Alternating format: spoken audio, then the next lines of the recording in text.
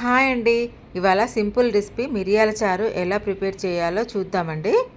మనకు జ్వరం వచ్చినప్పుడు కానీ, సరిగా అరుగుదల లేనప్పుడు కానీ, అలాంటి టైంలో ఇలా మిరియాల చారు పెట్టుకొని కడుపు నిండా అన్నం తినేయచ్చండి.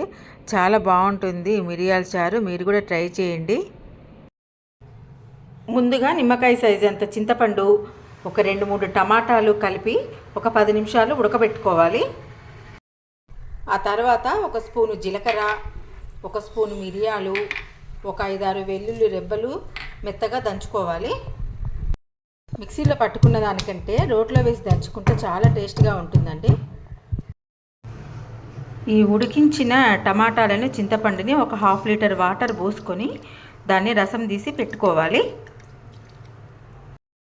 స్టవ్ వెలిగించి కళాయి పెట్టుకొని అందులో కొంచెం ఆయిల్ వేసుకొని ఒక 1/2 స్పూన్ తాలింపు గింజలు, ఒక 4 ఎండుమిరపకాయలు వేసుకొని బాగా కలుపుకోవాలి. అందులోనే కొంచెం పసుపు కూడా వేసుకోవాలి.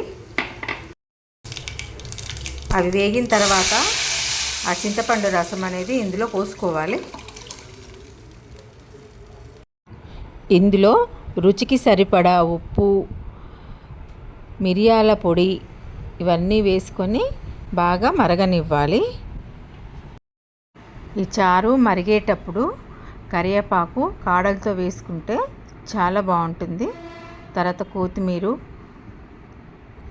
అలాగే కొంచెం ఇంగువ వేసుకొని మరగనిస్తే చాలా టేస్ట్గా ఉంటుందండి మిరియాల చారు.